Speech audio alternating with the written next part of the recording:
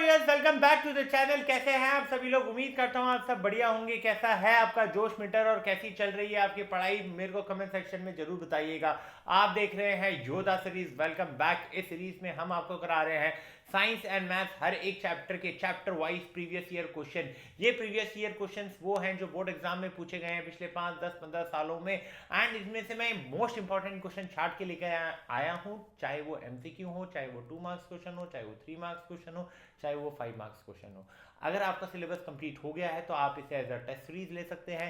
And अगर आपका syllabus complete नहीं हुआ तो आप इसे एज अ रिवीजन क्लास ले सकते हैं, क्योंकि सिर्फ यहाँ पर मैं क्वेश्चन के आंसर नहीं बताऊंगा, उससे रिलेटेड जो भी कंसेप्ट होंगे वो सारी चीज़ें इन डिटेल बताई जाएंगी। इसलिए थोड़ी डिटेल्ड क्लास रहने वाली है। लेकिन मेरी रिक्वेस्ट आपसे रहेगी, पेन एंड कॉपी के साथ बैठिए, हर एक चीज़ को नोट कीजिए अगर आप इसे ऐसा रिवीजन क्लास ले रहे हैं तो। एंड अगर आपको चाहिए ये टेस्ट सीरीज की पीडीएफ तो आपको टेलीग्राम चैनल का लिंक डिस्क्रिप्शन से मिल जाएगा, वहां से टेलीग्राम चैनल ज्वाइन कर लीजिएगा। और अगर आपको किसी भी स्पेसिफिक चैनल पे कोई भी वीडियो चाहिए तो आप कमेंट सेक्शन में अपने डिमांड लिख सकते हैं, मैं जल्दी से जल्दी वो वीडियो लाने की कोशिश करूंगा। देखिए थोड़ा टाइम लग सकता है, बट जितनी जल्दी होगी मैं कोशिश करूंगा। तो चलिए स्टार्ट करते हैं योद्धा सीरीज के साथ। उससे पहले अगर वीडियो पसंद आ रही है तो चैनल को सब्सक्राइब कर दीजिएगा, वीडियो को लाइक कर दीजिएगा और बेल नोटिफिकेशन ऑन कर दीजिएगा। अगर आप यूट्यूब से एक्स्ट्रा मेहनत कराना चाहते हैं तो जब भी मैं कोई भी नई वीडियो डालूंगा तो यूट्यूब को एक्स्ट्रा मेहनत करनी पड़ेगी आपको उसका नोटिफिकेशन भेजने के लिए। तो चलिए बिना किसी देरी के स्टार्ट करते हैं योद्धा सीरीज। मैं लेकर आया हूं आपके लिए पीवाईक्यूज एकदम एक पुरानी लाइब्रेरी के टकसाल से ढूंढ के, और हम करेंगे पीवाईक्यूज आज chapter 2 NCERT class 10th science acid basis and salt. Question number 1 ये रहा। When 2 ml of sodium hydroxide solution is added to few pieces of granulated zinc in a test tube and then warmed, the reaction that occurs can be written in the form of balanced chemical equation as। अब यहाँ पर एक ध्यान देने वाली बात है कि रिएक्शन किसका किसका हो रहा है। सोडियम हाइड्रोक्साइड सॉल्यूशन जो कि एक बेस है, उसका ग्रैनुलेटेड जिंक के साथ, यानी कि जिंक क्या है, एक मेटल है। हमने पढ़ा है कि जब भी बेस का मेटल के साथ रिएक्शन होगा तो प्रोडक्ट में आपको हमेशा सॉल्ट और हाइड्रोजन गैस देखने को मिलेगा। तो ये चीज़ आपको हमेशा याद रखनी है कि भैया अगर मेटल का बेस के साथ रिएक्शन हो रहा है तो आपको क्या मिलेगा, सॉल्ट मिलेगा और हाइड्रोजन गैस मिलेगा। अब यहाँ पर जब मैं क्वेश्चन देखता हूँ तो कौन से ऑप्शंस में हाइड्रोजन गैस नहीं है, तो आप देखेंगे ऑप्शन ए में नहीं है और ऑप्शन डी में नहीं है। ये चीज़ क्लियर हो चुकी है। तो बचता क्या है, यहाँ पर आपके पास 2 ही ऑप्शन बचते हैं, option B and option C, जिसमें आपको hydrogen gas as a product मिल रहा है। अब यहाँ पर मैं देखता हूँ ऑप्शन बी में क्या है, 2NaOH plus zinc gives Na2ZnO2, sodium zincate कहते हैं इसे, प्लस हाइड्रोजन गैस। और इस केस में 2NaOH plus zinc gives NaZnO2 plus H2। तो करेक्ट आंसर होगा आपका ऑप्शन बी, जहां पर सोडियम हाइड्रोक्साइड यानी कि बेस जब जिंक यानी कि मेटल के साथ रिएक्ट करता है तो सॉल्ट यानी कि सोडियम जिंकेट बनता है और हाइड्रोजन गैस बनता है। हाइड्रोजन गैस का कंफर्मेटरी टेस्ट क्या होता है, अगर आप किसी इग्निशन सोर्स को लेकर आएंगे तो वो पॉप साउंड के साथ बर्न होगा। ये चीजें क्लियर हो चुकी हैं। चलिए आगे बढ़ते हैं। करेक्ट आंसर आपका क्या होगा, ऑप्शन बी। चलिए next, oxide of aluminium and zinc are. Oxide क्या होता है, जब मेटल का ऑक्सीजन के साथ रिएक्शन होता है। हमने देखा था जो रिएक्टिव एलिमेंट है जैसे कि सोडियम एंड पोटेशियम, उनके जो ऑक्साइड बनते हैं वो बेसिक इन नेचर होते हैं। उसके बाद हमने देखा कि एल्यूमिनियम और जिंक जो है, एल्यूमिनियम और जिंक जो है, इनके जो ऑक्साइड होते हैं वो दोनों ही कैरेक्टर शो करते हैं, एसिडिक कैरेक्टर भी और बेसिक कैरेक्टर भी। और ऐसे सॉल्ट्स को क्या कहा जाता है, ऐसे ऑक्साइड्स को क्या कहा जाता है, इन्हें कहा जाता है एम्फोटेरिक इन नेचर। तो जो जिंक और एल्यूमिनियम के ऑक्साइड हैं वो एम्फोटेरिक इन नेचर है, यानी कि वो एसिडिक एंड बेसिक कैरेक्टर दोनों ही दिखा रहे हैं। तो यहाँ पर करेक्ट ऑप्शन क्या हो जाएगा, option C, that is amphoteric in nature. क्या ये चीज क्लियर है? चलिए आगे बढ़ते हैं, नेक्स्ट क्वेश्चन पढ़ते हैं। In the experimental setup given below, it is observed that on passing the gas produced in the reaction in the solution X, the solution X first turns milky and then colorless। देखिए यहाँ पर पहले आप experimental setup देख लीजिए, है ना। यहाँ पे एक्सपेरिमेंटल सेटअप क्या है, यहाँ मिस हो गया है डायग्राम देना, बट एक्सपेरिमेंटल सेटअप देख लीजिए। उस एक्सपेरिमेंटल सेटअप में हो क्या रहा है वो समझिए। एक्सपेरिमेंटल सेटअप ये है कि एक एसिड है, उसका मेटल कार्बोनेट के साथ रिएक्शन हो रहा है। मान लीजिए मैं यहाँ एक्सप्लेन कर देता हूँ। ये आपका एक टेस्ट ट्यूब है ना। इस टेस्ट ट्यूब में क्या है आपके पास, इस टेस्ट ट्यूब में आपके पास एसिड है, ठीक है, इस टेस्ट ट्यूब में आपके पास एसिड है और उस एसिड में आपने क्या डाल दिया है, मेटल कार्बोनेट डाल दिया है। जैसे ही आपने मेटल कार्बोनेट डाल दिया है ना, मेटल कार्बोनेट डाल दिया है तो वहां पर कुछ रिएक्शन होगी। अब उस रिएक्शन में आपने क्या देखा है कि on passing the gas produce in the reaction in the solution x, अब यहां से एक गैस प्रोड्यूस हुई है, उस गैस को आपने कहां पास किया है, एक टेस्ट ट्यूब जिसमें क्या है, एक टेस्ट ट्यूब जिसमें क्या है, सॉल्यूशन एक्स है। अब क्या होगा, यहां पर सॉल्यूशन एक्स पहले तो मिल्की हुआ है, बाद में क्या हो गया, कलरलेस। वापस से सेटअप को समझिएगा, इसमें क्या था, एसिड, आपने क्या डाल दिया, मेटल कार्बोनेट, एक गैस निकली, उस गैस को आपने इस टेस्ट ट्यूब से पास किया जिसमें क्या है, एक्स, कोई भी एक कंपाउंड एक्स है। हुआ क्या, पहले वो मिल्की हुआ, बाद में कलरलेस हो गया। रीजन जानते हैं, it turns milky due to CO2 gas liberated in the reaction, and after some time it becomes colorless due to formation of calcium carbonate. Second, it turns milky due to the formation of calcium carbonate, and on passing excess of carbon dioxide it becomes colorless due to formation of calcium hydrogen carbonate, which is soluble in water. Okay. Third, it turns milky due to passing of carbon dioxide through it. It turns colorless as on further passing CO2, sodium hydrogen carbonate is formed, which is soluble in water. D, the carbon dioxide liberated during the reaction turns lime water milky due to the formation of calcium hydrogen carbonate, and after some time it turns colorless due to formation of calcium carbonate, which is soluble in water. Okay, अब यहाँ पर सही क्या होगा, चीज़ों को देखिए, पहले समझो, एसिड का जब भी मेटल कार्बोनेट के साथ रिएक्शन होता है ना, एसिड का जब भी मेटल कार्बोनेट के साथ रिएक्शन होता है तो आपको प्रोडक्ट क्या मिलता है, मैं यहाँ लिख देता हूँ। एसिड जब भी मेटल कार्बोनेट के साथ रिएक्ट करेगा या मेटल हाइड्रोजन कार्बोनेट के साथ रिएक्ट करेगा, उस केस में जो प्रोडक्ट होगा वो क्या होगा, सॉल्ट, CO2 गैस और H2O। यानी कि वो गैस कौन सी थी जो उस टेस्ट ट्यूब से पास हुई जिसमें सॉल्यूशन एक्स था, वो गैस थी CO2। ये चीज़ क्लियर है।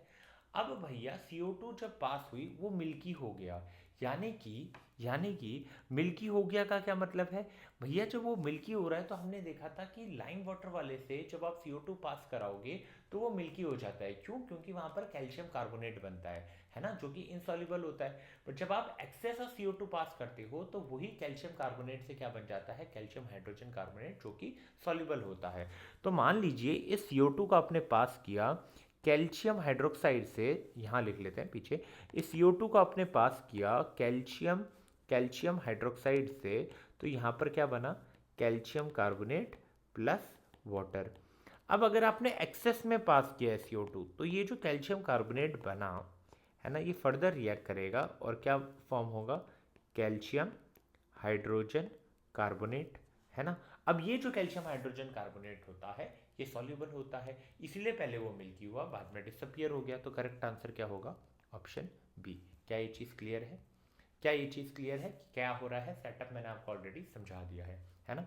अब बात करते हैं डी की, नेक्स्ट क्वेश्चन की, है ना। डी नहीं, बात करते हैं नेक्स्ट क्वेश्चन की। The table below has information regarding pH and the nature acidic basic of 4 different solution. Which one of the option is in the table is correct? Okay. CBSE 2023 में question पूछा गया है। यहाँ पे सबसे पहले समझने वाली बात है कि पीएच क्या है। पीएच बेसिकली यूनिवर्सल इंडिकेटर है। नॉर्मल इंडिकेटर्स जो होते हैं जैसे लिटमस पेपर हो गया, फिनोल्फथलीन हो गया, ये आपको क्या बताएंगे, किसी भी सॉल्यूशन के नेचर के बारे में बताएंगे कि ये एसिडिक है या बेसिक। बट यहाँ पर पीएच का रोल क्या आ जाता है कि वो ये भी बता देता है कि उसका स्ट्रेंथ क्या है। मान लीजिए तो एसिडिक सॉल्यूशन है तो आप पीएच की मदद से बता सकते हो कौन सा ज़्यादा एसिडिक है और कौन सा कम एसिडिक है। ये चीज़ के लिए आप लिटमस को यूज़ नहीं कर सकते या बाकी किसी दूसरे इंडिकेटर्स को यूज़ नहीं कर सकते। यहाँ पर आपकी हेल्प कौन कर रहा है, पीएच कर रहा है ना। अब टेबल को देखिए, लेमन जूस कलर क्या आ रहा है, orange. Okay, approximate pH value क्या है, 3, और सॉल्यूशन क्या आ रहा है, बेसिक आ रहा है। अब अगर मैं देखता हूं कि लेमन जूस है और पीएच 3 है लेकिन नेचर बेसिक है, तो ये इनकरेक्ट हो जाता है। क्यों, क्योंकि अगर आप पीएच स्केल को जानते होगे तो पीएच स्केल क्या होता है भैया, 0 से 14 होता है, 0 से 14 होता है और बीच में क्या है, 7, न्यूट्रल, है ना। अगर 0 से 7 है तो वो कौन सा नेचर हो जाता है, एसिडिक, यानी कि वहां पर H प्लस आयन का कंसंट्रेशन ज़्यादा होता है। 7 से 14 बेसिक, है ना, वहां पर OH माइनस आयन का कंसंट्रेशन ज़्यादा होता है और H प्लस आयन का कंसंट्रेशन कम होता है। 7 आपका कौन सा पॉइंट हो गया, न्यूट्रल पॉइंट हो गया। चलिए, milk of magnesia, colour of pH paper blue दिया हुआ है ना, अप्रोक्सीमेट पीएच वैल्यू 10 दी गई है, और आपका नेचर क्या दे रखा है, बेसिक दे रखा है। चलिए ये हो सकता है। Gastric juice, colour of pH paper red दे रखा है ना, और अप्रोक्सीमेट पीएच वैल्यू 6 दे रखी है, और आपको नेचर क्या दे रखा है, सॉल्यूशन का एसिडिक दे रखा है। एक चीज़ आप देखोगे कि गैस्ट्रिक सॉल्यूशन का जो पीएच होता है वो 6 नहीं होता है, 6 से काफ़ी कम होता है, it is something around 1 and 2, because उसमें कंसनट्रेटेड HCl होता है। तो ये चीज़ भी क्या हो गई, इनकरेक्ट हो गई। प्योर वाटर दे रखा है, colour of pH paper yellow, approximate pH value दे रखी है 7, और नेचर ऑफ सॉल्यूशन दिया है न्यूट्रल। देखिए न्यूट्रल है, सही है, मान लिया। 7 है, सही है, मान लिया। बट अगर आप देखेंगे कलर वो येलो दे रखा है, जबकि ये ग्रीन साइड में होना चाहिए, क्योंकि अगर आप पीएच पेपर का कलर देखोगे तो जो 7 में आता है ना, वहाँ पर कलर ग्रीन होता है, तो ये चीज़ भी गलत हो गई। तो करेक्ट आंसर क्या हो गया आपका, ऑप्शन बी, जो कि मिल्क ऑफ मैग्नीशिया है, कि भैया पीएच पेपर का कलर ब्लू के साइड पे रहेगा, जो पीएच वैल्यू है वो 10 रहेगी, और नेचर जो है वो बेसिक रहेगा, यानी कि ऑप्शन बी जो है आपका करेक्ट रहेगा, है ना। अब नेक्स्ट क्वेश्चन की तरफ बढ़ते हैं। Select washing soda from the following. Okay, CBSE 2023 में आपसे सिंपल सा क्वेश्चन पूछा है कि वॉशिंग सोडा का केमिकल फॉर्मूला क्या है। NaSCO3, Na2CO3.5H2O, Na2CO3.10H2O या NaOH। तो इसका करेक्ट आंसर है सोडियम कार्बोनेट डेकाहाइड्रेट, यानी कि Na2CO3.10H2O, यानी कि ऑप्शन सी जो है इसका करेक्ट आंसर होगा। ये चीज़ क्लियर है। चलिए आगे बढ़ते हैं। Next question. A few drops of turmeric solution are added to a colorless liquid. If the liquid become red, the liquid may be A. hydrochloric acid, B. distilled water, C. ammonium hydroxide और D. lemon juice। इससे पहले answer की तरफ बढ़ेंगे, हम ये जान लेते हैं कि जो टर्मरिक सॉल्यूशन होता है वो नेचुरल इंडिकेटर होता है। नेचुरल इंडिकेटर जो कि नेचुरली एक्सट्रैक्ट किया गया हो प्लांट या एनिमल से। तो हमने लिटमस पेपर का देखा है, और टर्मरिक भी एक तरीके का नेचुरल इंडिकेटर ही है। अब टर्मरिक अगर हम देखेंगे तो टर्मरिक जो होता है वो एसिडिक सॉल्यूशन में कोई कलर चेंज नहीं करता है, बट बेसिक सॉल्यूशन में वो क्या हो जाता है, रेड हो जाता है, या ऑरेंजिश शेड वहाँ पर देखने को मिलता है। तो यहाँ पर अगर मैं देखता हूँ, ये तो एसिडिक है, एसिडिक में तो कलर चेंज नहीं होना चाहिए, ये तो नहीं होगा। यहाँ पर आप देखोगे लेमन जूस, ये भी नहीं होगा, डिस्टिल वाटर ये भी नहीं होगा, बट ये बेस है तो ये हो जाएगा, है ना। बेस तो है नहीं distil water, ammonium hydroxide base है, वहाँ पर कलर क्या हो जाना चाहिए, रेड हो जाना चाहिए, है ना, या फिर थोड़ा ऑरेंज साइड में होना चाहिए। हमें क्या कलर दे रखा है, रेड। ऑप्शन क्या होगा, ऑप्शन सी, है ना। चलिए आगे बढ़ते हैं, नेक्स्ट क्वेश्चन की तरफ बढ़ेंगे। अब नेक्स्ट क्वेश्चन क्या पूछ रहा है, ये सीबीएसई 24 कंपार्टमेंट में पूछा गया था। नेक्स्ट क्वेश्चन ये पूछ रहा है, एनसीईआरटी से ही है यार, इसलिए एनसीईआरटी की इंपॉर्टेंस आपको पता होनी चाहिए। Acid present in the nettle sting. Okay, nettle sting में कौन सा एसिड है, option A acetic acid, option B methanoic acid, option C tartaric acid, option D citric acid. तो भैया एक सिंपल सी बात है, जो एसिड नेटल स्टिंग में प्रेजेंट होता है वो कौन सा हो गया आपका, मिथेनोइक एसिड, है ना। ये नेचुरल एसिड कौन कौन से चीज़ों में क्या प्रेजेंट है वो आपको पता होना चाहिए, जैसे टमाटर में ऑक्सैलिक एसिड है ना, ये सारी चीज़ें आपको पता होनी चाहिए, ठीक है। तो वो वाला टेबल बहुत इंपॉर्टेंट है, उसको एक बार देख लीजिएगा। नेटल स्टिंग में तो खैर मिथेनोइक एसिड होता है, ऑप्शन बी आपका करेक्ट आंसर होगा। चलिए नेक्स्ट क्वेश्चन की तरफ बढ़ते हैं। The name of the compound A form in the following reaction. Reaction क्या दे रखी है, NaCl अमोनिया के साथ रिएक्ट करता है, वाटर CO2 के साथ रिएक्ट करके क्या बनाता है, कंपाउंड ए और NH4Cl बनाता है। अब सीबीएसई 24 कंपार्टमेंट में पूछा गया था, ऑप्शन क्या दे रखे हैं, A sodium carbonate, B ammonium carbonate, C sodium hydrogen carbonate और डी अमोनियम हाइड्रोजन कार्बोनेट। क्या ये चीज़ क्लियर है। अब यहाँ पर ए है क्या, NaHCO3, है ना, ये सोडियम हाइड्रोजन कार्बोनेट बनेगा, तो इसका आंसर क्या हो जाएगा, NaHCO3। ये रिएक्शन कहाँ पर यूज हो रही होगी, ये रिएक्शन NaSCO3 के प्रिपरेशन में हो रही होगी। क्या ये चीज़ क्लियर है। और हमने जो बात की कि Na2CO3 कैसे बनेगा, तो ये NaHCO3 जब आप आगे देखोगे कि ये NaSCO3 जो है इसका जो डिकम्पोजिशन होगा उसी से आपको Na2CO3 मिल रहा होगा, है ना। चीज़ क्लियर है। तो करेक्ट आंसर होगा आपका सोडियम हाइड्रोजन कार्बोनेट। चलिए आगे बढ़ते हैं। Consider the following chemical equation. Okay, एक केमिकल इक्वेशन दे रखी है जहाँ पे NaOH सोडियम हाइड्रोक्साइड, ये एक बेस है, H2SO4 एक एसिड है, सल्फ्यूरिक एसिड। तो बेस और एसिड का रिएक्शन होता है, हमें सबको पता है, एसिड बेस का रिएक्शन न्यूट्रलाइजेशन रिएक्शन होता है, सॉल्ट एंड वाटर बनता है। क्या चीज़ क्लियर है। The information conveyed by the equation are, first NaOH react with H2SO4 to produce Na2SO4 and water. Okay. For every one molecule of H2SO4, two molecule of NaOH are required. Okay. Third, acid and bases are non-ionic in nature. Okay. Fourth, this is not a redox reaction. अब यहाँ पर क्या क्या सही है? देखिए ये चीज़ तो सही है कि NaOH जब H2SO4 के साथ रिएक्ट होता है तो Na2SO4 और वाटर प्रोड्यूस हो रहा है, तो ये बात तो सही है ना. फर्स्ट तो सही है, यानी कि यहाँ से आप स्ट्रेट फॉरवर्डली ऑप्शन सी को एलिमिनेट कर सकते हैं. सेकंड अगर देखते हैं, यहाँ लिखा है वन मॉलिक्यूल ऑफ H2SO4, आपको दो मॉलिक्यूल NaOH के चाहिए. बट रिएक्शन से मुझे पता चल रहा है कि भैया मुझे तो यहाँ पर एक मोल H2SO4 के लिए एक मोल NaOH ही चाहिए, यानी कि ये भी गलत हो जाता है ना. ऑप्शन 2 भी गलत हो जाता है, तो ये दोनों भी एलिमिनेट हो गए. ठीक है. अब एसिड एंड बेसिस क्या लिखा हुआ है? Acid and bases are non ionic in nature. But यार एसिड एंड बेसिस में तो आयन होते हैं, है ना. एसिड एंड बेसिस तो आयोनिक इन नेचर होंगे, तो भैया नॉन आयोनिक इन नेचर, ये भी गलत हो गया. अब बोला गया this is not a redox reaction. सही बात है भाई, ये रेडॉक्स रिएक्शन कहाँ से है?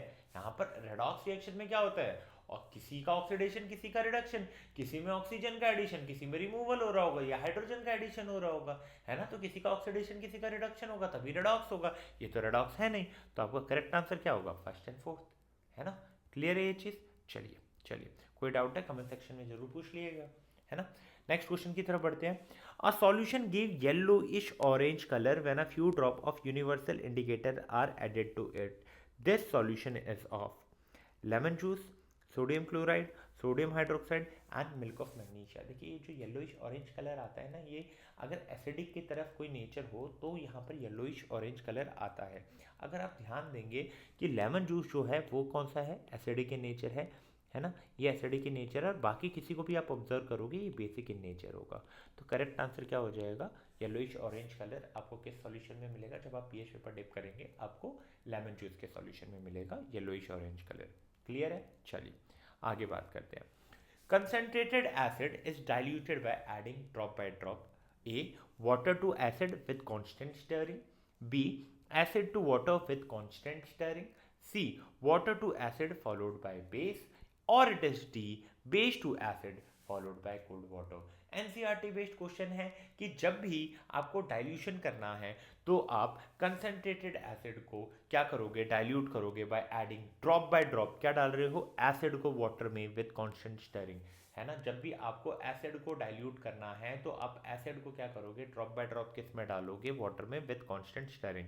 चीज क्लियर है? चलिए ये चीज क्लियर है कि एसिड में आप वाटर को डालोगे, है ना. चलिए आगे बात करते हैं. If tartaric acid is not added to baking powder, the cake will taste better due to presence of. Okay. A, sodium hydrogen carbonate. B, sodium carbonate. C, sodium metasulfide. D, sodium sulfate. पहले कुछ चीज समझ लेते हैं कि जो baking powder होता है, बेकिंग पाउडर वो एक्चुअली में बना किससे होता है? बेकिंग पाउडर में दो कंपोनेंट होते हैं. पहला बेकिंग सोडा और दूसरा टार्टरिक एसिड.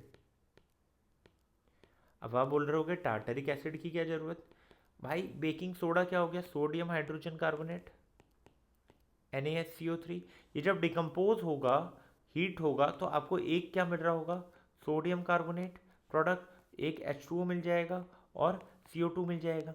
मेन क्या है? Sodium carbonate. ये बेसिक इन नेचर है, तो इसके इफेक्ट को न्यूट्रलाइज करने के लिए आप टार्टरिक एसिड यूज करते हो. क्या ये चीज क्लियर है? तो वो केक बिटर क्यों टेस्ट कर रहा होगा? क्योंकि अब जो टार्टरिक एसिड है वो नहीं प्रेजेंट है न्यूट्रलाइज करने के लिए जो बेस प्रोड्यूस हो रहा है, यानी कि Na2CO3 को.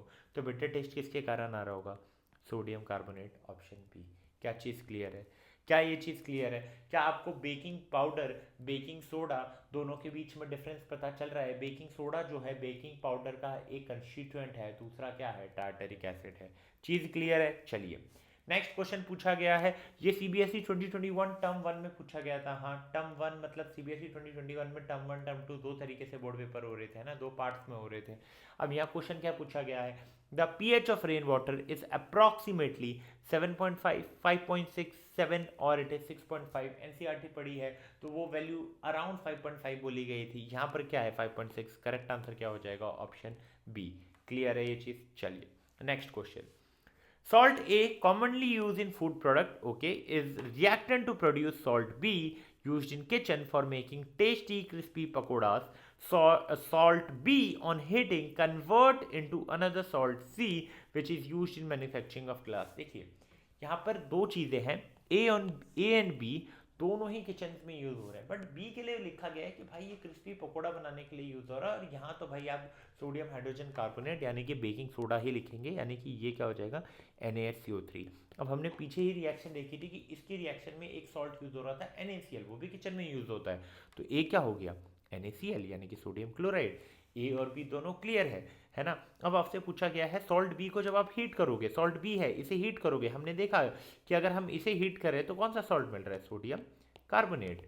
क्या ये चीज़ क्लियर है? चलिए ये चीज़ भी क्लियर है, तो ऑप्शन क्या हो जाएगा, ए क्या है हमारा, A is NaCl, B is NaSCO3 और सी इज Na2CO3 सोडियम कार्बोनेट। क्या ये चीज़ क्लियर है? चलिए अगर ये चीज़ क्लियर है तो नेक्स्ट क्वेश्चन की तरफ बढ़ते हैं, है ना। अब यहाँ पर आप एक सेटअप देख रहे होगे, in following diagram what would happen if some amount of sodium hydroxide is taken in place of sulfuric acid and test tube is heated। यहाँ पे आप देख रहे हो रिएक्शन किसका हो रहा है, zinc granule and sulphuric acid का हो रहा है। बोला ये गया है कि सल्फ्यूरिक एसिड की जगह अगर आप उतना ही क्या ले लें, उतना ही आप सोडियम हाइड्रोक्साइड ले लें या कुछ अमाउंट ऑफ सोडियम हाइड्रोक्साइड ले लें और उसे हीट कर ले, तो क्या होगा भैया, उस केस में क्या होगा कि उतना ही अमाउंट ऑफ H2 रिलीज होगा। अब अमाउंट ऑफ H2 किसके ऊपर डिपेंड करता है कि आपने कितना मेटल लिया है ना। एसिड और बेस कुछ भी लोगे वो तो एक्सेस में ही है, डिपेंड करता है कि आपने कितना मेटल लिया है, उस पर डिसाइड होगा कि आपका कितना हाइड्रोजन गैस इवॉल्व हो रहा होगा। यहाँ पर आंसर क्या हो जाएगा, ऑप्शन ए। रीजन समझ में आ रहा है, वो इंपॉर्टेंट है। चलिए नेक्स्ट क्वेश्चन की तरफ बढ़ते हैं। 3 test tube A, B, C contain distilled water, acidic solution, basic solution respectively. When red litmus solution is used for testing this solution, the observed color changes respectively will be। अब देखिए A में क्या है, distil water, A में है distil water, B में है acidic solution और C में है बेस, है ना, सी में है बेसिक सॉल्यूशन। ये चीज़ क्लियर है। अब आप क्या डाल रहे हो, रेड लिटमस डाल रहे हो, ठीक है, आपने रेड लिटमस डाला, होगा क्या भैया, रेड लिटमस डालते हो डिस्टिल वाटर में डालोगे तो आपको यहाँ पर कोई चेंज देखने को नहीं मिलेगा। यहाँ डालोगे तो वो तो रेड ही रहेगा, है ना, थोड़ा ज़्यादा रेड हो जाए, और इसमें डालोगे तो वो ब्लू हो जाएगा। अगर आप मैं मैच करूँगा तो भैया no change, red and blue, यानी कि option A will be the correct answer. क्या ये चीज़ क्लियर है? क्या ये चीज़ क्लियर है? चलिए आगे बढ़ते हैं। नेक्स्ट क्वेश्चन क्या पूछा गया, given below is a reaction showing क्लोर alkali process, जहां पर दो मॉलिक्यूल NaCl के वाटर के साथ रिएक्ट करके सोडियम हाइड्रोक्साइड यानी कि NaOH बनाते हैं, क्लोरीन गैस और हाइड्रोजन गैस रिलीज होती है। अब मान लीजिए ये प्रोडक्ट A है, ये B है, ये C है, तो आपसे ये पूछा गया है कि the product A, B, C are produce respectively, option A at anode, at cathode, near the cathode, और option B near the cathode, at the anode और at the cathode, और ऑप्शन C कहता है at the cathode, near the cathode और at the anode, और option D that is saying at the anode, near the cathode और at the cathode। यहाँ पर क्या होगा भैया, आपको ये चीज़ याद रखनी है कि क्लोर अल्कली प्रोसेस जो होगी, क्लोर अल्कली प्रोसेस में क्या प्रोड्यूस हो रहा है, पहले आपको पता होना चाहिए प्रोडक्ट क्या क्या प्रोड्यूस हो रहा है। एक क्लोरीन गैस, ये कहाँ पे प्रोड्यूस हो रही है, कौन से इलेक्ट्रोड पे, एनोड पे। हाइड्रोजन गैस कहाँ प्रोड्यूस हो रही है, कैथोड पे। और क्या प्रोड्यूस हो रहा है आपका, NaOH, ये कहाँ हो रहा है, नियर कैथोड।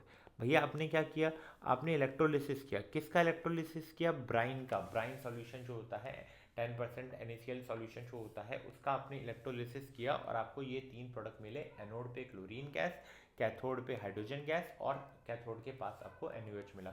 आपको इन सभी के यूजेस भी पता होने चाहिए, ये कहाँ पर यूज़ हो रहे हैं, किस लिए यूज़ हो रहे हैं, ये सारी चीज़ें आपको आइडिया होनी चाहिए। क्लोर अल्कली प्रोसेस, इसका नाम भी क्लोर अल्कली इसलिए बोला गया है क्योंकि क्लोर फॉर क्लोरीन प्रोड्यूस हो रहा है और अल्कली यानी कि यहाँ पर NaOH प्रोड्यूस हो रहा है, that is why it is known as chlor alkali process. चलिए आगे बात करते हैं। इसका तो क्लियर हो चुका है कि भैया ये क्या होगा, ऑप्शन बी होगा, क्योंकि NaOH कहाँ पर हो रहा है, नियर द कैथोड, क्लोरीन यानी कि बी कहाँ हो रहा है, एनोड, और सी कहाँ पर हो रहा है, कैथोड पे। चलिए आगे बात करते हैं। Next question, in the activity shown in the diagram, if the climate is humid, the role of calcium chloride taken in the guard tube, यहाँ पर जो कैल्शियम क्लोराइड लिया हुआ है उसका रोल क्या है? जो भी गैस इवॉल्व हुई है उसको ऑब्जॉर्व करना, जो भी गैस है उसको वार्म करना, या ड्राई करने के लिए, या जो क्लोराइड आयन है जो गैस इवॉल्व हुई है उसमें से क्लोराइड आयन को एब्जॉर्ब करने के लिए। हमने जब भी देखा है कि भैया जब हम क्या यूज़ कर रहे हैं कैल्शियम क्लोराइड, तो वो इसलिए यूज़ करते हैं ताकि हम जो भी गैसेज हैं उसे ड्राई कर सकें। तो गैसेस को ड्राई करने के लिए हमने क्या यूज़ किया? कैल्शियम क्लोराइड, यानी कि option C is the correct answer. क्या ये चीज़ क्लियर है? चलिए क्विकली मूव करते हैं। Which one of the following chemical is used in the soda acid fire extinguisher? तो इसका आंसर होगा क्या? A sodium chloride, B sodium acetate, C sodium hydrogen carbonate, और it is D ammonium sulphate. तो भैया यहाँ पर आंसर आपको आंख बंद करके डालना है, सोडियम हाइड्रोजन कार्बोनेट। क्यों? क्योंकि भैया NaHCO3 है, इसे आप हीट करोगे क्या मिलेगा? Na2CO3 plus H2O plus CO2, और ये CO2 ही है जो फायर को एक्सटिंग्विश करने के लिए यूज होता है। क्या ये चीज क्लियर है? तो चलिए आंसर क्या हो जाएगा? Sodium hydrogen carbonate. Next question की तरफ बढ़ते हैं। 3 सॉल्यूशन ABC हैव pH। चलिए यहाँ पर क्या दे रखा है? 3 एसिडिक सॉल्यूशन दे रखे हैं बट 2 ही है। चलिए 2 की बात कर लेते हैं। 2 सॉल्यूशन है A and B, है ना? ABC है, 3 है, एक का है 0, एक का है 3, एक का है 5। Which solution has the highest concentration of H plus ion? क्या अभी थोड़ी देर पहले जब मैंने पीएच स्केल बताया था तो मैंने ये चीज़ मेंशन की थी कि पीएच स्केल में जो 0 होता है वो मोस्ट एसिडिक होता है, और जो 14 होता है वो मोस्ट बेसिक होता है। ये चीज़ आपको पता होगी कि अगर मोस्ट एसिडिक है यानी कि उसमें H प्लस आयन का कंसेंट्रेशन सबसे ज़्यादा है। अब सिंपल सी बात है कि मोस्ट एसिडिक क्या है? 0, यानी कि इसमें सबसे ज़्यादा H प्लस आयन की कंसेंट्रेशन होगी। तो किस सॉल्यूशन में सबसे ज़्यादा होगी? ए में होगी। Which solution has the lowest concentration of H plus ion? अब सिंपल सी बात है, 0 से जितना तुम 14 की तरफ बढ़ोगे H प्लस आयन की कंसेंट्रेशन कम होती जाएगी। तो 0, 3, 5 सबसे ज्यादा दूर कौन है 0 से? वो है 5। तो सबसे कम H प्लस आयन की कंसेंट्रेशन किस में होगी? वो होगी टेस्ट ट्यूब सी में, है ना? जो सॉल्यूशन सी है उसमें। क्या ये चीज क्लियर है? चलिए नेक्स्ट क्वेश्चन की तरफ बढ़ते हैं। नेक्स्ट क्वेश्चन क्या है? Dry HCl gas does not change the colour of dry blue litmus paper. क्यों? भैया एक चीज समझिए, एसिड आयंस में डिसोशिएट कब होते हैं? मान लीजिए HCl, ये आयंस में डिसोशिएट कब होगा? जब ये वाटर में होगा, है ना? वाटर एज अ सॉल्वेंट होगा तो H प्लस और Cl माइनस मिल रहे होंगे, और इस H प्लस के कारण ही जो कलर है वो चेंज हो रहा है। बट अगर मैं ड्राई लिटमस पेपर लेता हूं, है ना, तो वहां पर तो वाटर का कोई सोर्स नहीं है, और HCl गैस भी ड्राई है, यानी कि भैया वो आयंस में डिसोसिएट होगा ही नहीं, H प्लस आयन मिलेंगे ही नहीं, तो कलर कैसे चेंज होगा इंडिकेटर का? समझ में आ रहा है कि इंडिकेटर की कलर चेंज में क्या रिस्पॉन्सिबल है? वो H प्लस आयन रिस्पॉन्सिबल है। बट अगर वो H प्लस आयन प्रोड्यूस ही नहीं हो रहा तो वही कलर चेंज कैसे होगा? क्या ये चीज क्लियर है? चलिए चलिए नेक्स्ट क्वेश्चन की तरफ बढ़ते हैं। A white chemical compound becomes hard on mixing with proper quantity of water. It is also used in surgery to maintain joints in fixed position. Name the chemical compound. Write the chemical equation to show what happens when water is added to this compound in proper quantity. यहाँ पर ये जो white chemical compound है that is plaster of Paris. अब plaster of Paris क्या होता है? CaSO4 dot half H2O. अब अगर इसको प्रॉपर क्वांटिटी में जो इसको चाहिए उतना पानी मिल जाए, 1.5 मॉलिक्यूल अगर वाटर का मिल जाए, तो ये क्या बना देता है? एक hard substance that is CaSO4.2H2O, जिसे जिप्सम भी कहा जाता है। अब ये जो POP है, प्लास्टर ऑफ पेरिस, इसके अपने ही यूज़ होते हैं, वो सारे यूजेस आपको पता होने चाहिए। एक यूज़ तो आप सभी को पता होगा कि यार जब भी आपके हाथ फ्रैक्चर हो जाते हैं तो जो बोन को सेट करना होता है उसके लिए ये प्लास्टर ऑफ पेरिस यानी कि POP जो है वो यूज़ किया जाता है। बाकी ऑर्नामेंटल्स में यूज़ किया जाता है, घर में सीलिंग्स और डिज़ाइनिंग सीलिंग्स बनानी होती है, फॉल सीलिंग, तो उसमें यूज़ किया जाता है। चलिए नेक्स्ट क्वेश्चन की तरफ बढ़ते हैं। Equal length of magnesium ribbon are taken in test tube A and B. Hydrochloric acid is added to test tube A while acetic acid is added to test tube B. In which test tube will the fizzing occur more vigorously and why? देखिए अगर 2 test tube है, मान लीजिए आपके पास 2 test tube है, ये है test tube A और ये है टेस्ट ट्यूब B, है ना, दोनों में आपने सेम लेंथ का मैग्नीशियम रिबन डाला है। बट आप देख रहे हो कि टेस्ट ट्यूब ए में HCl है और टेस्ट ट्यूब बी में क्या है, CH3COOH यानी कि इथेनोइक एसिड है। अब दोनों में कंपैरिजन करो किसका स्ट्रेंथ ज़्यादा है, यानी कि कौन ज़्यादा स्ट्रॉन्गर एसिड है। तो आप पाएंगे कि जो HCl है उसका pH कम है, यानी कि वो ज़्यादा स्ट्रॉन्ग एसिड है as compare to ethanoic acid. तो यहाँ पर रिएक्शन किसमें फास्ट होगी, जो ज़्यादा एसिडिक होगा। और ज़्यादा एसिडिक कौन है, HCl, क्योंकि दे रखा है ना। तो HCl, भैया HCl दे रखा है तो हमें पता ही है कि HCl और इथेनोइक एसिड में ज़्यादा एसिडिक कौन होगा, HCl होगा। तो फिजिंग किस में ज़्यादा आ रही होगी, फिजिंग भैया इसी टेस्ट ट्यूब में ज़्यादा आ रही होगी, क्योंकि रिएक्शन जल्दी विग्रसली हो रहा है, ज़्यादा H2 हो रहा होगा, H2 रिलीज हो रहा होगा, तो फिजिंग ज़्यादा होगी, है ना। तो टेस्ट ट्यूब ए में फिजिंग आपको ज़्यादा देखने को मिलेगी। क्या ये चीज़ क्लियर है? चलिए नेक्स्ट क्वेश्चन की तरफ बढ़ते हैं। पहला part, why does N aqua solution of an acid conduct electricity. इसके पीछे का रीजन क्या है, इसके पीछे का रीजन है कोई भी एसिड है, फॉर एग्जांपल कोई एसिड है HX, तो वाटर में, है ना, अगर वाटर है तो वाटर में वो डिसोशिएट होगा H+ एंड X-। एंड ये जो आयंस है ये किसकी तरह एक्ट करते हैं, चार्ज कैरियर्स की तरह, और सर्किट को कंप्लीट करते हैं एंड करंट को फ्लो करने में हेल्प करते हैं। क्या ये चीज़ क्लियर है? चलिए, जैसे NaCl होता है ना, जैसे कि NaCl होता, वो वाटर में जाएगा तो वो भी टूटेगा, तो वो भी कर रहा है ना। खैर यहाँ पर इस क्वेश्चन में बात एसिड की गई थी, बट मैंने NaCl को भी इंक्लूड कर लिया, है ना। चलिए नेक्स्ट ऑप्शन भी नहीं, part B, how is the concentration of hydronium ion affected when a solution of an acid is diluted. एक चीज को समझिए, कोई एक सॉल्यूशन है ना, उसमें उसमें क्या है, कोई एक एसिड का सॉल्यूशन है, उसमें H3O+ का कुछ कंसेंट्रेशन होगा। अब आप उसमें क्या कर रहे हैं, आप उसमें H2O ऐड कर रहे हैं, यानी कि वाटर ऐड कर रहे हैं। अब सिंपल सी बात है कि आप क्या कर रहे हो, ओवरऑल वॉल्यूम बढ़ा रहे हो, है ना। जो टोटल वॉल्यूम होगा, जो भी टोटल वॉल्यूम होगा, वो तो क्या हो रहा है, टोटल वॉल्यूम तो बढ़ रहा है ना। बट जो H+ आयन का कंसेंट्रेशन है वो तो उतना ही रह रहा है। अब आप बोलोगे नहीं सर, जो H2O डाला उसमें भी तो आएगा, बट उसमें तो OH- भी आएगा, तो जो नेट जो H+ आयन है वो उतना ही रहता है ना। अब भैया एक चीज़ समझिए कि वॉल्यूम बढ़ गई है, हाइड्रोजन आयन का कंसंट्रेशन कम हो गया है, तो फिर वो जो स्ट्रेंथ है एसिड की वो भी क्या हो जाएगी, डिक्रीज हो जाएगी, क्योंकि pH वैल्यू में आपको उछाल देखने को मिलेगा। क्या ये चीज़ क्लियर है? चलिए नेक्स्ट क्वेश्चन की तरफ बात करते हैं, है ना। तो कंसंट्रेशन कैसे अफेक्ट होगी, कंसंट्रेशन डिक्रीज हो जाएगी। नेक्स्ट क्वेश्चन क्या है, which one has a higher pH, a concentrated or a dilute solution of hydrochloric acid। Simple सी बात है, अभी बताया डाइल्यूट हो जाएगा तो H+ का कंसंट्रेशन क्या हो जाएगा, कम हो जाएगा, तो pH की वैल्यू क्या हो जाएगी, बढ़ जाएगी। तो कंसंट्रेटेड सॉल्यूशन जो होगा एसिड का, उसकी जो pH वैल्यू होगी वो कम होगी, वो ज़्यादा एसिडिक होगा। बट अगर आपने डाइल्यूट कर दिया तो उसकी pH की वैल्यू बढ़ जाएगी। उसका मतलब क्या है, उसका मतलब है वो कम एसिडिक है। ये चीज़ भी क्लियर है। चलिए पार्ट डी की तरफ चलते हैं। What would be the gas evolved on adding hydrochloric acid to solid sodium carbonate, जो कि एक टेस्ट ट्यूब में है। भाई देखिए, सॉलिड सोडियम कार्बोनेट यानी कि मेटल कार्बोनेट एसिड के साथ पड़ा था, क्या बनेगा, salt, CO2 and H2O। Reaction पीछे ही लिखी थी। तो भैया कौन सी गैस रिलीज हो रही है, that is carbon dioxide.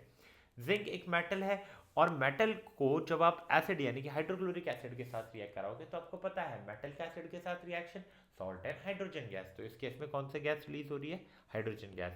CBSE 2018 compartment, है ना। काफ़ी अच्छा लॉजिक वाला क्वेश्चन पूछा गया था। नेक्स्ट आगे बढ़ते हैं। A compound X which is prepared from gypsum has the property of hardening when mixed with proper quantity of water. Identify the compound X and write its chemical formula। ये चीज़ अभी हमने देखी कि वो क्या है, plaster of Paris, that is CaSO4.12H2O। जब इसको 1.5 मॉलिक्यूल ऑफ वाटर मिल जाएगा प्लस 1/2 H2O, तो क्या बन जाएगा, CaSO4.2H2 बन जाएगा, दैट इज जिप्सम, है ना। State the difference in chemical composition between baking soda. हमें पता है बेकिंग सोडा क्या है, baking soda is basically NaSCO3। Baking powder क्या है, मिक्सचर ऑफ NaHCO3 यानी कि सोडियम हाइड्रोजन कार्बोनेट प्लस किसका है, टार्टरिक एसिड का, टार्टरिक एसिड का। CBSE 2023 में ये क्वेश्चन पूछा गया था, है ना।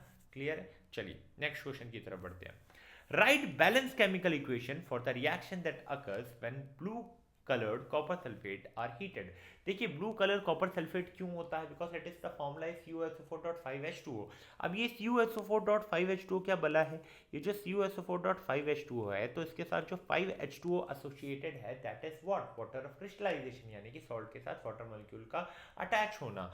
अब जब आप हीट करोगे तो क्या होगा? वाटर लूज कर देगा, तो आपको क्या मिलेगा? CuSO4 प्लस क्या मिल रहा है? 5H2O। अब ये जो कलर है ये ब्लू से क्या हो जाएगा? व्हाइट हो जाएगा जब आपने हीट किया, है ना? तो इसे क्या कहेंगे कि वाटर क्रिस्टलाइजेशन लूज हो गया, बट आप वापस से पानी डालोगे तो वापस से कलर क्या हो जाएगा? ब्लू हो जाएगा, है ना? क्यों? क्योंकि इसने वाटर के मॉलिक्यूल्स वापस से गेन कर लिए हैं। Next, right a balance chemical equation for the reaction when sodium hydrogen carbonate is heated. Okay, ये भी हमने देख रखा है। सोडियम हाइड्रोजन कार्बोनेट को जब आप हीट करोगे, यानी कि NaSCO3 को जब आप हीट करोगे तो आपको क्या मिलेगा? सोडियम कार्बोनेट मिलेगा, है ना? आपको और क्या मिलेगा? CO2 मिलेगा और आपको H2O मिलेगा, है ना? इसीलिए ये पकोड़ा बनाना हो या केक्स बनाना हो वहाँ यूज़ होता है, क्योंकि जो CO2 प्रोड्यूस हो रहा है वो क्रिस्पी एंड फ्लफी बनाता है। क्या चीज़ क्लियर है? चलिए नेक्स्ट क्वेश्चन की तरफ बढ़ते हैं। The pH of a sample of a tomato juice is 4.6. How is this juice likely to be in taste? Give reason to justify your answer. अब एक सिंपल सी बात बताओ कि pH वैल्यू क्या है? 4.6। नेचर क्या होगा? नेचर क्या होना चाहिए? अगर 7 से कम है तो नेचर एसिडिक होना चाहिए। अब ये बात तो हमें पता है कि अगर नेचर एसिडिक है तो टेस्ट क्या होगा? सर, नेचर अगर बेसिक है तो टेस्ट क्या होगा? Better. How do we differentiate between a strong acid and a weak acid in terms of ion formation? अब सिंपल सी बात समझिए कि कोई भी एसिड है Ha, तो भैया इसमें ज़्यादा H प्लस आयन मिलेगा। क्यों? क्योंकि ये कंप्लीटली डिसोसिएट हो रहा है ना? पॉजिटिव एंड नेगेटिव आयन में ज़्यादा H प्लस दे रहा होगा और ज़्यादा H प्लस आयन दे रहा होगा, तो हाइड्रोजन आयन का अगर कंसंट्रेशन ज़्यादा है तो pH की वैल्यू कम रहेगी, यानी कि pH की वैल्यू कम रहेगी तो ज़्यादा एसिडिक रहेगा, है ना? ये चीज़ क्लियर है? तो भैया स्ट्रॉन्ग एसिड जो है how do we differentiate between a strong acid and a weak base? एक सिंपल सी बात समझिए, स्ट्रॉन्ग एसिड जो है वो ज़्यादा हाइड्रोजन आयन दे रहा होगा।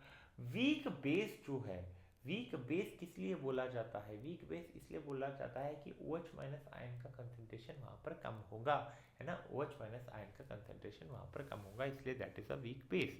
क्या ये चीज़ क्लियर है? और जो डिसोशिएट होगा वहाँ पे डिसोशिएशन कम हो रहा होगा। क्या ये चीज़ क्लियर है? चलिए, वीक बेस क्यों है? वीक बेस इसलिए है क्योंकि डिसोशिएट होकर कम आयंस दे रहा है ना? OH माइनस आयन कम दे रहा है। क्या ये चीज़ क्लियर है?